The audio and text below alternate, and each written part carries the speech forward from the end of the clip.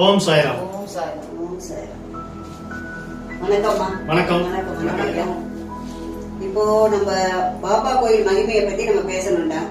இப்போ எப்படி பாத்தீங்கன்னா எல்லா கோயிலும் எல்லா கோயில் இருக்கு, நிறைய கோயில் இருக்கு. ஆனா நம்ம வழித்துணை மண்டலூர் வழித்துணை பாபா கோயில் மாதிரி இல்லன்னு எல்லாருமே பேசிக்கிறாங்க. இப்போ சிட்டில ரொம்ப இதுவா போகுது. ஒரு காட்டான விஷயம் என்ன அப்படின்னு பாத்தீங்கன்னா நம்ம பாபா கோயில் தான், மண்டலூர் பாபா வழித்துணை பாபா தான். இத பத்தி என்ன நீங்க நினைக்கிறீங்க? கண்டிப்பா. இப்ப இந்த இடத்துல வந்ததுக்கு அப்புறம், பாபா கோயில் வந்ததுக்கு அப்புறம் இந்த சாலை நெடுஞ்சாலை வழியா போகக்கூடிய எல்லா வண்டிகளும் இங்க இறங்கி பாபா வணங்கிட்டு அதுக்கப்புறம் அவரோட அருளாசி வாங்கிட்டு தான் அங்க செல்றாங்க. ரெண்டாவதையா நம்ம சாய் சித்தர் கூட்டு பிரார்த்தனை பண்றாரு பாத்தீங்களா, அது ரொம்ப மகத்துவம் உள்ளதா இருக்கு. எனக்கு தெரிஞ்ச வரைக்கும் எங்க ரிலேஷன், நான் இந்த கோயில் திறந்ததுல இருந்து வந்துட்டு இருக்கோமா, நிறைய பேர் வர்றாங்க, எங்கெங்கயோ போறாங்க, என்னென்னமோ பிரார்த்தனை பண்றாங்க. ஆனா நான் அடிச்சு சொல்லுவேன், நம்ம வண்டலூர் வழித்துணை பாபா கோயிலுக்கு பிரார்த்தனை கோபுரத்துல ஒரு பிரார்த்தனை விண்ணப்பம் எழுதி போட்டு மனசார வேண்டிக்கிட்டாங்கன்னா எங்க சாய் சித்தர் சாய்ராம்ஜி பிரம்ம முகூர்த்தத்துல அவர் பிரார்த்தனை படிச்சு கடவுள்கிட்ட வேண்டி பாபாட்ட வேண்டி அதை சால்வ் பண்ணி நல்ல ஒரு இதை கொடுக்கறாருமா. அது ரொம்ப பெரிய விஷயம். அது எல்லாருக்கும் பிடிச்சிருக்கு. நிறைய பேர் இப்ப வராங்க, அதனாலதான் தேடிட்டு வராங்க.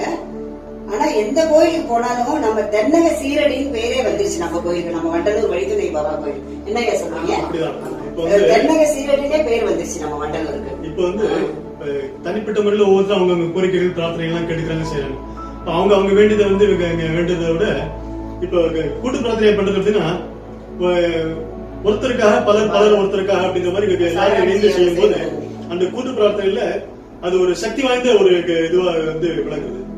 நம்ம சாய் சித்தர் அவருடைய சொத்து, அவருடைய வீடு எல்லாத்தையும் விட்டுட்டு பாபாக்கு கோயில் கட்டி எல்லாருக்கும் நல்லது பண்ணணும்னு நினைக்கிறாரு. மக்களுக்காக என்ன சொல்றீங்க?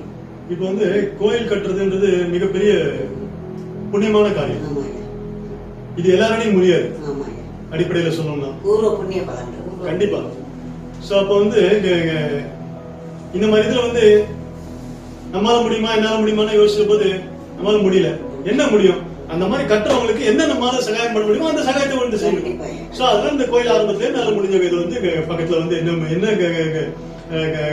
என்னால என்ன முடிஞ்ச ஏதோ எப்படின்னா ஒரு கோயில் எந்த ஒரு இதுனாலும் எல்லாருமே பொருளால முடியும்னு சொல்ல முடியாது, எல்லாருமே பணம் செய்ய முடியும்னு சொல்ல முடியாது, இல்ல எல்லாருமே சரீர உபயோகம் பண்ண முடியாது. என்ன யாரால என்ன பண்ண முடியுமோ அதை அவங்க செய்யணும். அதுக்கேற்ற மாதிரி பாபாவும் அருள் பண்றாரு. நம்ம அன்னதானம் ரெகுலரா நம்ம கொடுக்குறோம். வயிறார ஏழைகளுக்கு வர்றவங்களுக்கு எல்லாம் பண்றோம். ஒரு சமயம் காசு இருக்கு, ஒரு சமயம் காசே இல்லையா. ஆனா கடவுள் எப்படியாவது நம்மளுக்கு நடத்தி கொடுத்து ஐயாவுக்கு கொடுத்து ஒரு இது இல்லாம அது கண்டினியூவா போயிட்டு இருக்க மாதிரி அந்த அதிசயம் போயிட்டே இருக்கு ஐயா. அதே இந்த ஜனங்கள்லாம் பார்த்துட்டு நல்லா நம்ம கோயிலுக்கு நல்லா நல்லா பிரார்த்தனை பண்ணிட்டு அவங்களால முடிஞ்ச இதெல்லாம் பண்ணா இன்னும் கொஞ்சம் நல்லா இருக்கும் ஐயா. இது வியாழக்கிழமையில காலையிலயும் சாயந்தரத்திலயும் இந்த கோயில்ல பாபாவுக்கு சிறப்பா ஆரத்தி நடக்குது. அது சாயந்தரத்துல அபிஷேகம் பூர்ணமா அபிஷேகம் நடக்குது. அப்புறம் அலங்காரம் ரொம்ப விசேஷமா அலங்காரம் செய்யறாங்க. அது அலங்காரம் செஞ்ச பிறகு அதுக்கப்புறம் பஜனை நடக்குது. அது ஒரு சிறப்பா இருக்கு. அந்த பஜனையோடு கூடவே கூட்டு பிரார்த்தனை நடக்குது. கூட்டு பிரார்த்தனையோட சேர்ந்து ஆரத்தி நடக்குது. ஆரத்தி முடிஞ்ச பிறகு பாபா பக்தர்கள் பாபா தர்ஷனுக்கு வராங்க. சோ அதுக்கப்புறம் காலை மத்தியான நேரம் அப்படின்னா அன்னதானம் நடக்குது. சாயந்தர நேரத்துல அப்படின்னா பிரசாத விநியோகம் இருக்கு. சோ இதெல்லாம் முடிச்சுட்டு அது பக்கத்துல தியான மண்டபம் இருக்கு. சோ அங்க பக்தர்கள் வியாழக்கிழமை வரும்போது தியான மண்டபத்துல உட்காந்து அவங்களோட வெளியூர்ல இருந்தெல்லாம் இப்ப வர ஆரம்பிச்சாங்க சார். பெங்களூர்ல இருந்து என் சொந்தக்காரங்களே மதுரையில இருந்து வராங்க சார். எல்லாம் வராங்க.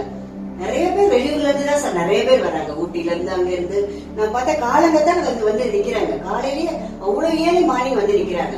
கேட்டா ரொம்ப நாங்க இதுல பார்த்து யூடியூப்ல பார்த்து வந்தோம், இது டிவில பார்த்து வந்தோம், ரொம்ப இதுவா சொல்றாங்க. அவங்களுடைய பக்தியை நினைக்கும் போது ரொம்ப பெருமையா இருக்கு. பாத்தீங்கன்னா நம்ம கோயில்ல பாருங்க, பாபாவை சுத்தி வராத ஒரு ஜீவராசிகளே இல்லைன்னு சொன்னார் சார் சாய்ராம். எப்படின்னு பாத்தீங்கன்னா முதல்ல பூனை வந்துச்சு, அப்புறம் நாய்க்குட்டி வந்துச்சு, அப்புறம் நல்ல பாம்பு வந்துச்சு. இன்னும் கேட்க போனா மலைக்கு பின்னாடி இந்த புலி சிங்கம் கூட பிரார்த்தனை பண்ணாலும் ஆச்சரியப்படுறதுக்கு இல்லையா. அததான் நாங்கெல்லாம் எதிர்பார்த்துட்டு இருக்கோம். நீங்க என்ன நினைக்கிறீங்க அதை பத்தி? இல்ல பாபாவை பொறுத்த வரைக்கும் அவர் எல்லா ஜீவராசிகளையும் அவர் உள்ள உரையிறாரு. ஜீவ காருண்யதாரி. எல்லா இடத்துலயும் அவர் எல்லாரோட உள்ளுக்குள்ளேயும் இருக்கிறவர். சோ அது வந்து பாபா நம்ம வந்து வணங்க இது பண்ணும்போது அவர் அந்த தன்மைகள்லாம் நமக்கு வந்து தெரியப்படுத்துவார். சோ அந்த மாதிரி இருக்கும்போது அந்த பெருங்கருணை வாய்ந்தவர். சோ அதனாலதான் அவருடைய இந்த எனக்கு தெரிஞ்சதுன்னா இந்த கோயில் ஆரம்பிச்ச பிறகு இந்த கோயில்ல வந்து பாபா கோயில் இங்க கட்டிருக்காங்களே நானும் கட்டணும் அப்படின்னு சொல்லிட்டு கேட்டவங்களுக்கு எல்லாம் இங்க 100-150 கோயிலுக்கு மேல பாபா கோயில்ல சென்னை முழுக்க தமிழ்நாடு முழுக்க பல இடங்கள்ல வந்து இந்த வந்து பாபாண்டு இந்த பாபா அருள்வாசி வாங்கி பலர் கட்டியிருக்காங்க. சாய்ராம்கிட்ட வந்து கேட்டிருக்காங்க, அவங்க வழியெல்லாம் சொல்லியிருக்காங்க. அதெல்லாம் பயன்படுத்தி பாபாண்ட நேர்ந்து அதுக்கப்புறம் அங்க போயிட்டு இருக்காங்க கோயில் கட்டிருக்காங்க. ஒரு சில நிலம் இருக்கு, நான் வீடு வீடும் கட்டிட்டேன், அதே சமயத்துல பாபா கோயில் கட்டணும்னு நினைக்கிறேன், வழி கொடுக்கணும் அப்படின்னு. இங்க வந்து பார்த்தோம்னா அந்த மாதிரி விஷயங்கள்லாம் கூட இங்க நடந்தது. ரொம்ப சுலபமா நடத்தி வைக்கிறாங்க. ஓம் சாய்ராம். பாபாவை எனக்கு ரொம்ப பிடிக்கும். பாபா கிட்ட வேண்டிக்கிட்டா அப்படியே நடக்கும். நானே, எங்க அம்மா, எங்க பாட்டி, எங்க பூட்டன் எல்லாரும் பாபாக்கு சேவை பண்றோம். நீங்களும் பாபா பிள்ளைங்களா இருந்தா பாபா பிரேயரை சப்ஸ்கிரைப் பண்ணுங்க.